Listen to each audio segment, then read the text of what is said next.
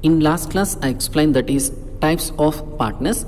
Today in this class I am going to explaining you that is the last three topics in the partnership firm. That is, first topic is types of partnership, second topic is partnership deed, and the last or a third topic is registration of partnership firm. Let us learn each and every topic in detail. First topic is types of partnership. This you can expect for 1 marks and 2 marks compulsory, but very important for 2 marks in the examination point of view. Let us learn more about the types of partnership. The partnership can be classified on the basis of 2 factors. That means we can be classified this partnership on the basis of 2 factors. What are the 2 factors? One is duration, another one liability. That means you can just see that first classification on the basis of duration. That means here that we are considered the time or period of time. In this we can see that partnership at will, and second one particular partnership, and second classification on the basis of liability. That means what that the partners having liability, on that basis we can be classified the partnership. That is, first one general partnership, second one limited partnership. Let us learn each and every classification in detail. First classification on the basis of duration. I already explained, that is duration means period of time. In this first one partnership at will, that means this type of partnership exists at will of partners. It can continue as a long partner's want is terminated when any partner gives a notice of withdrawal from partnership to the firm. That means partnership at will. Will means it is a agreement or a document. That means if suppose any one partner, if he not interested in a partnership, or if he not interested to continue the partnership for a long period of time, that partner will going to give a notice to the firm or partnership firm. After that he will not continue for a long period of time. This kind of partnership is called partnership at will. That means, for example, they have the 3 partners, namely A, B, C. That means the C is not interested to continue this partnership for a long period of time. The C will going to give a notice to the other partners, to the A and B. After that the C is not an actual partner, because he has given the notice, he is not continue the partnership for a long period of time. It is called partnership at will. Remaining partners will going to continue this partnership for a long period of time. Second one is particular partnership. That means partnership formed to the accomplishment of a particular project, say an construction of building or an activity to be carried on for a specific period of time is called particular partnership. That means, for example, this kind of partnership is nothing but you are doing the, or you are running the partnership for a specific cause or a particular cause. For example, you are carrying a constructing of a building. After constructing of a building, that kind of partnership will not continue, because you have made it agreement for up to that constructing of building. That means it have that specific period of time. That means constructing of a building, it takes 1 year. That means you are did that agreement for a 1 year. It is called particular partnership.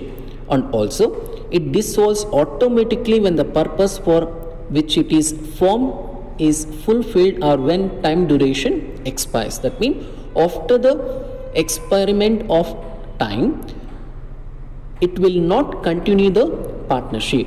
This kind of partnership we call it as particular partnership. Second partnership is classification on the basis of liability. That means first partnership is general partnership. That means In general partnership, the liability of partners is unlimited and joint.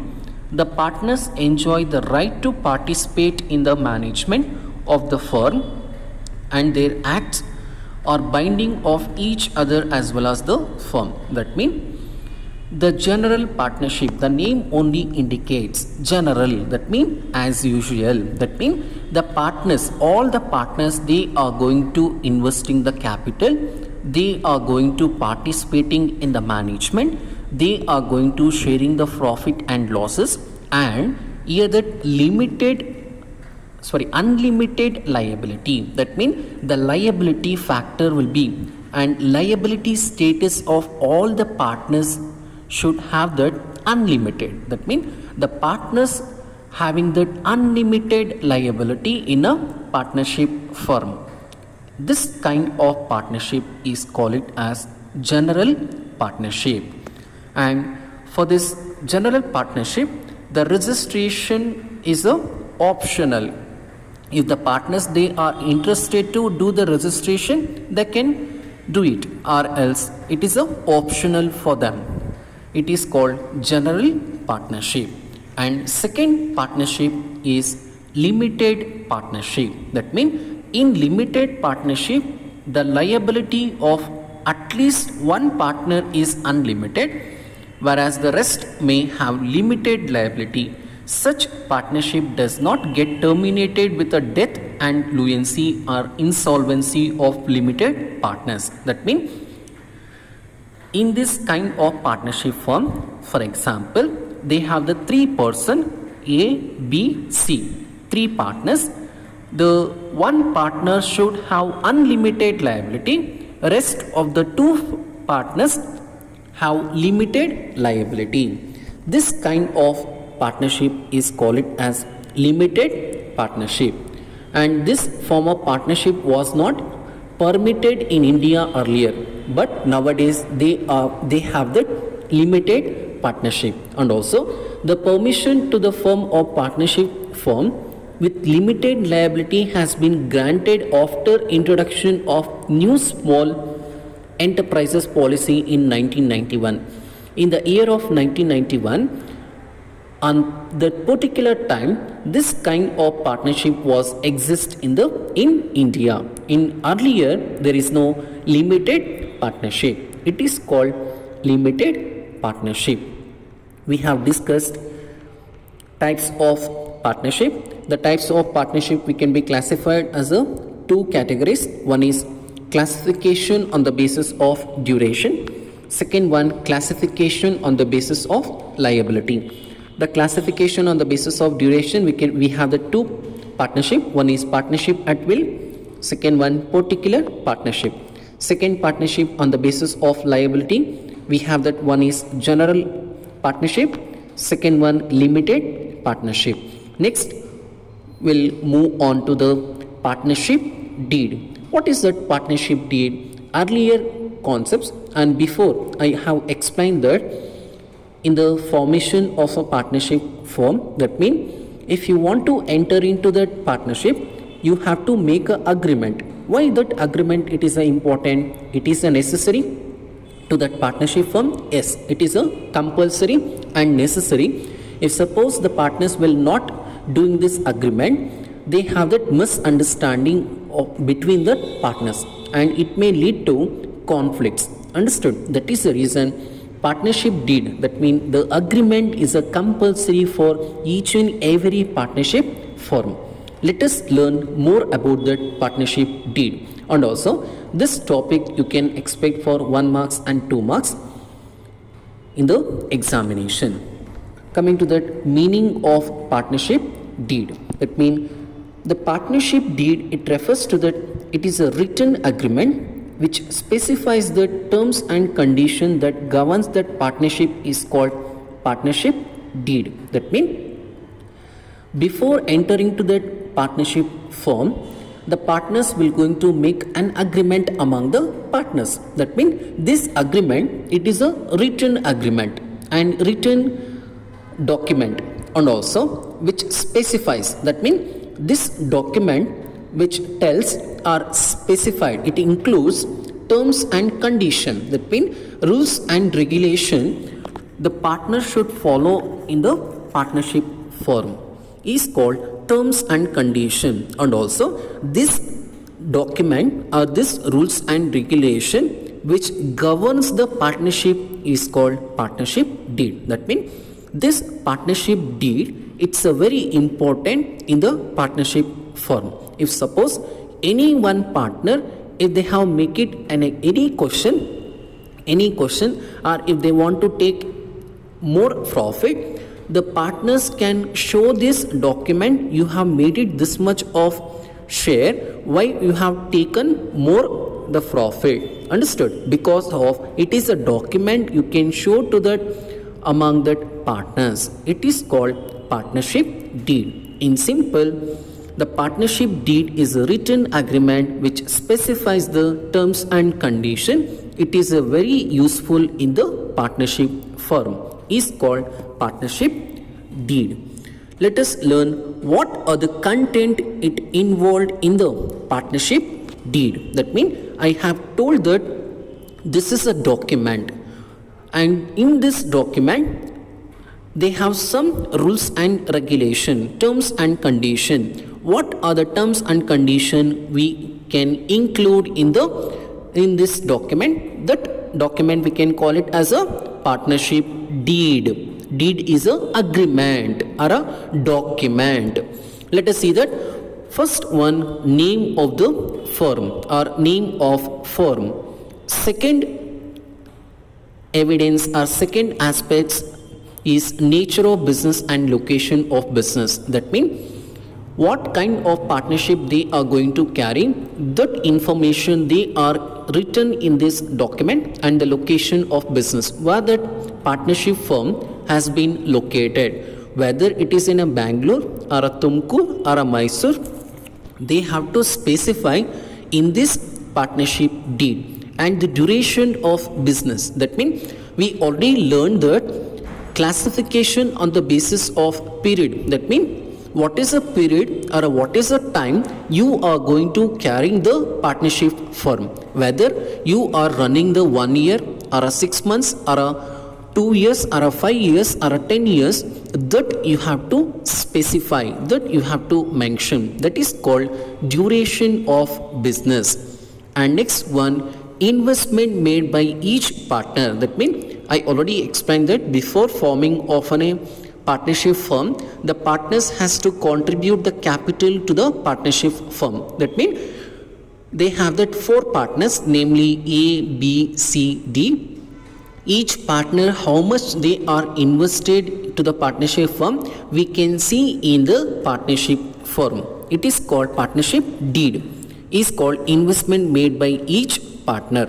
Next one, distribution of profit and losses. That means what is the proportion of the profit and losses will going to share, that information included in the partnership deed. And also duties and obligation of the partners. That means I already explained the types of partners who are going to take a decision and what is the percentage they have participated in the partnership firm. All that information included, and also salaries and withdrawals of the partners, and terms governing admission, retirement, all this included, and methods of solving the disputes. If any misunderstanding will come, and the time how they will going to solve, or in which method they are going to solve, or by conducting a meeting or by telephone, this all that method included or they have written in the partnership deed is called partnership deed contents.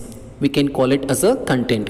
In an examination they may ask, state any 2 content in the partnership deed. You can write it any 2 content among the 10 points or 12 points. With this, the partnership deed concept has been completed.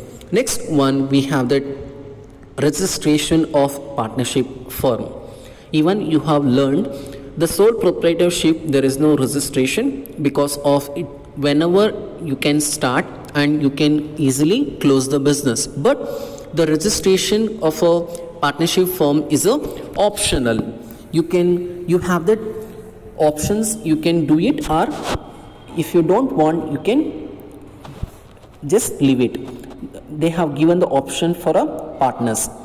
And let us see that registration. In the registration, there is no marks or there is no question from the registration because they have more question 1 marks and 2 marks in the second chapter. Let us see that registration of partnership firm. The registration of partnership firm means entering to the firm name along with the relevant prescribed particulars. That means how you have cleared that SSLC. After that, you want to take admission for a first PU. For the admission for the first PU, you have to submit some document along with some fees. Like that, in the partnership form, when you want to get registration, you have to submit the application form plus documents along with some registration fees. In a way that we can get our registration certificate. Let us learn more about the registration of partnership firm. The registration of partnership firm is optional. It is not a compulsory for each and every partnership firm. And also you can do that registration according to that Indian Partnership Act 1932, and also you can submit some document along with the application form to the registration office. And here that the consequences of non-registration of firm are as follows. That means if you not do that registration, what are the disadvantages you may get? Understood? Let us learn. A partner of unregistered firm cannot file a suit against the firm or other partners. That means if you're not doing the registration of partnership firm, you cannot suit against. Suit means you cannot put the case against the other partners. If they have carrying the 3 partners A, B, C, C has been made it some illegal or some mistake or some fund, they have taken some fund in a partnership firm in a business. Other rest of the 2 partners cannot put the case against the C because it is a unregistered firm. Understood? If you can register, you have that many advantages in a legal. You can take a legal action in a other partners. And second one, we have that the firm cannot file suit against third party. Third party means outsider. If the outsider they have made it any mistakes, the partnership cannot be put the case against the third party because it is the unregistered firm. Understood? If you are doing that registration, you have that certain advantages. Understood? And also you can take a legal action. And point number C, the firm cannot file case against the partners. Even that the partnership firm, they cannot put the case against the partner because it is unregistered. Understood? If you are not doing that registration, what other disadvantages you have seen that is the reason the legal or in partnership they have that registration is optional. If you are doing the registration, you have that certain advantages. If you are not doing the registration, you have that certain or some disadvantages. Let us see that for the registration, what other documents is required. That means first, number 1 is you have to take that application form. That means how you are passed SSLC. After getting the first PUC admission, the college will going to issue that application form. You have to fill that necessary details in the application form. Example, name of the student, date of birth and gender and the address, residential address. You have to fill that. Understood? After you have to submit the document. After you have to pay that some fees. After the registration will be approval by the student in the college. Like that, in the partnership form also, there will be certain process, certain step. First, the partner should get the application form in the registration office. In that, they have to write the name of the firm, location of the firm, and name of other places where the firms carried. Suppose if the new business they have only the one place, if existing business, that means they have more than 2-3 branches, they can write it the 3 branches locations also, and the date which partner joined to the firm. When the partners joining date, that you have to mention, and the name, address of the partners and duration of partnership is compulsory. Along this, you have to make it the signature of partners in the application form. After, you can just submit this document along with the application form in the registration office. After, you can just pay the registration fees to the registration office. You can get it your registration certificate. In a way that the partnership can be get registration certificate. This is all regarding to the registration of partnership firm. In the next class, I'm going to explaining you that is cooperative society.